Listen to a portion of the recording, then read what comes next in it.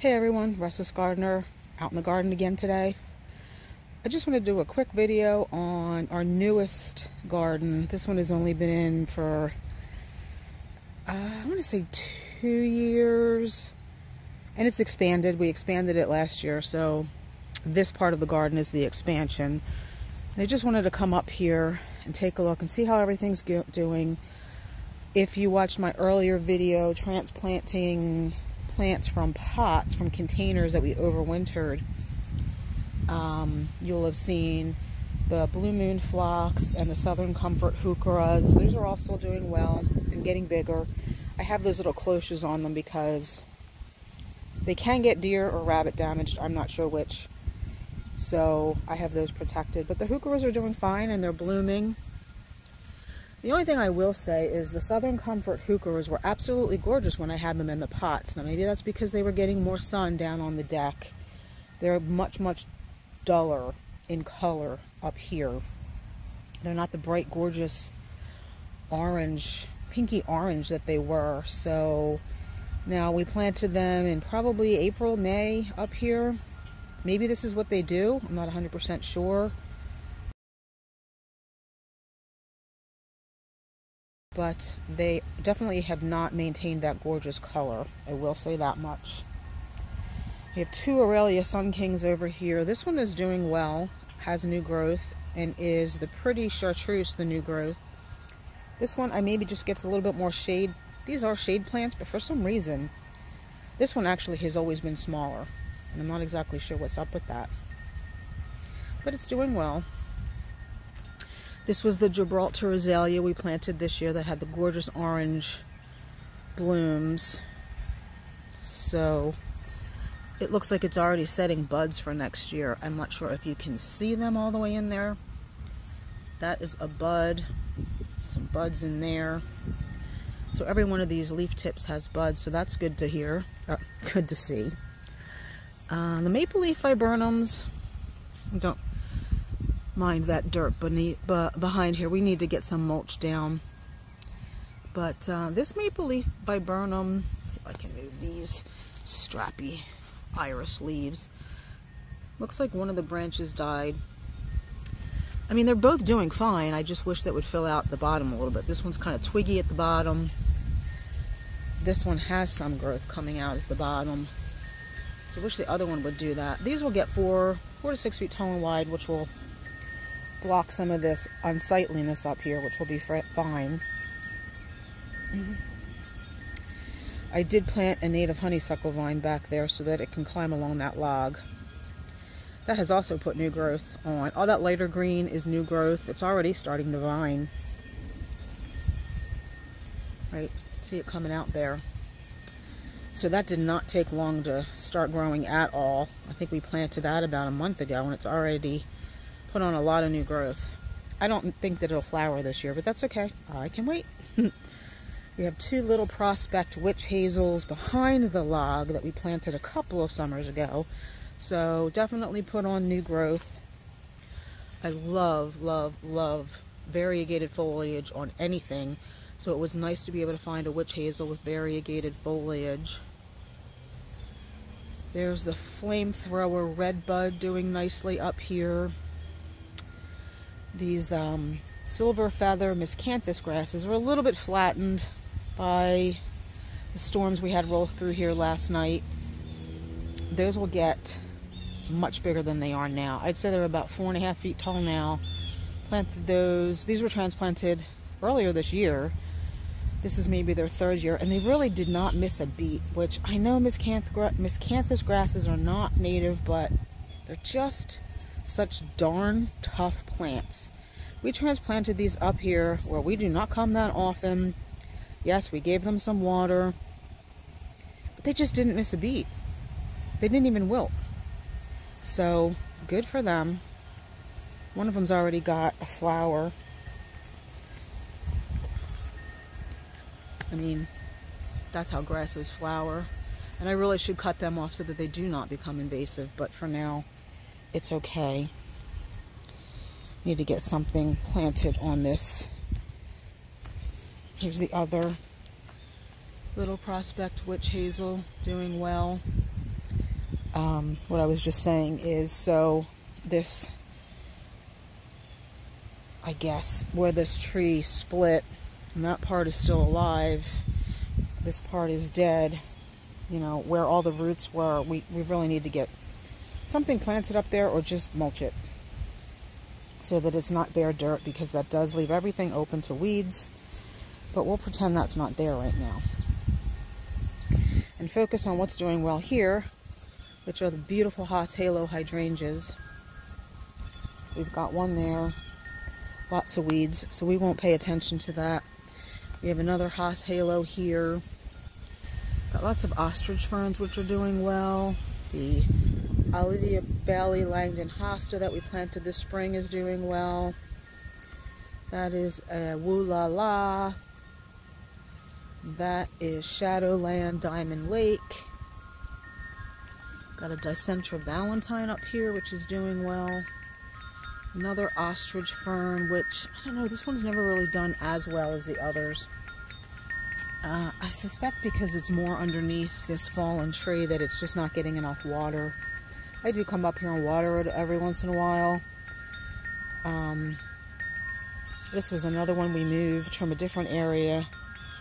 I think my neighbor's mowing service actually weed whacked it to the ground a couple of years ago, and that's why we moved it up here. But it seems to be doing okay.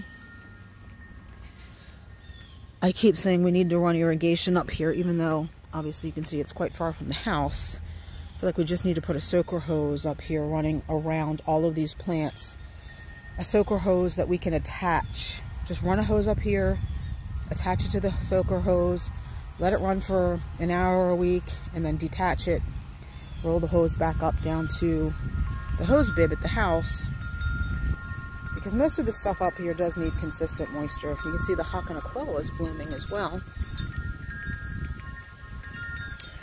The Geranium Razan, although it's flowering, it is really reaching for sun. I didn't realize that it needs more sun than it's getting here. I mean, it does get some sun here, just maybe not as much, and that's why it's grown so much out as opposed to up. When I planted these, they were nice little clumps. They were beautiful. Not so much anymore, but the sweet tea heucherella is doing nicely. That one is the prettiest. It is supposed to be that color. Now again, I don't know if it's because this is not the specific conditions that this particular heucherella wants, so they are not the gorgeous sweet tea, but that's okay. This is a Seducer Hosta doing nicely. That's a caramel heuchera. That was the other one we transplanted from the pots we overwintered. These are Chantilly Lace Goatsbeard, which are amazing. They do so well. Again, I do nothing to them, yet I planted a straight species Goatsbeard up here, and it just suffers every summer. Maybe it just gets more sun than those three do, but I think that's another one we're going to have to move. I do have a butterfly bush up here that, despite its proximity to a black walnut, seems to be doing okay. So I'm guessing maybe they're black walnut tolerant. I don't know. It's very hard to find any information on that. It doesn't bloom as much, but it doesn't get a lot of sun either. Where's that bloom? I mean, you can see some pretty blooms. It's just not covered in blooms like it should be. We have a wee white hydrangea, a random catmint, and a big branch down, probably from those crazy storms that came through yesterday. Luckily, we were spared most of the rain and the wind, thank God, because I didn't want to flood it again. But we did lose power for about 15 hours. We just got it back a few minutes ago. Snow Queen Oak Leaf Hydrangea, which did get one bloom this summer. I think the deer probably ate all the buds in the fall. These are 3 Hosta Seboldana elegans. The Invincibelle Lace is doing fine. This is only the second year it's in the ground, so I'm hoping that it's going to fill in eventually and get a little bit fuller. Did put on a lot of blooms. I guess they just don't bloom very long. I don't know. I don't know much about that one, but it's okay. If I can keep something alive under black walnuts, I'm happy about that. The two chocoholic bugbanes are doing fine. This is another plant I'd like to find a few more of up here because they're doing really, really well. So this is the native goat's beard. I cut it back. All those sticks. I think it just gets too much sun through this opening here. And since it doesn't get consistent moisture, it just doesn't do well. So I feel like that poor little guy, girl, whichever it is going to move here where it won't get as much sun. This is a spice bush. You can see that. That was just, they just grow. They just seed themselves. And I just left it there. It's fine because it'll get a little bit bigger. But in place of this goat's beard, I'd like to put probably another Haas Halo hydrangea.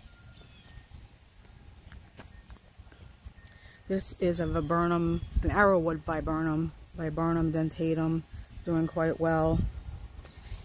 The two blue shadow Fothergillas are surviving, although that one over there seems to get a lot of reversion to the green, just the straight green. We come up and cut it back every once in a while. Another viburnum there, and then of course we have the three Prague viburnums that we planted up here in the spring that are doing well too.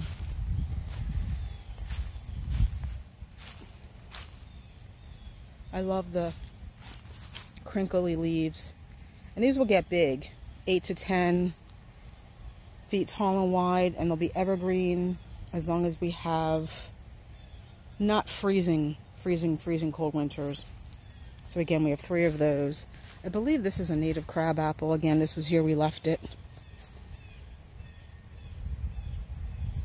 A crabapple or a spice bush? I'm not 100% sure. There's another Prague viburnum, a third Prague viburnum, and then you can see the grasses from the back side. This will get taller and provide a real nice bank of privacy screening there. There's the flamethrower red bud from the other side. And you can see that gorgeous, gorgeous, gorgeous color on those leaves. We thought that was dead. When we received it, I ordered it online. It was literally a dead stick with no roots. So, wasn't sure if it was going to do anything. We planted it, didn't see any growth, kept checking on it, didn't see any growth, and all of a sudden, of course, after I emailed the company and they sent me another one in much better condition, that one started leafing out. So now I have another one. I need to figure out where that's going to go. But everything looks like it's holding here, so I just wanted to come up and check. Lots of dead branches that blew in from somewhere from those crazy storms yesterday that I need to pick up. But everything looks like it's doing okay up here. So that's good to see. Again, I just wanted to do a quick update. Well, I really wanted to check up here to see if we had any major storm damage, and I figured while I was up here I would show you guys this garden. Originally it was just this part here, and we've added to it over the couple of years. I mean, I literally, the first thing I planted up here was that Woolala hosta. Planted it in the weeds.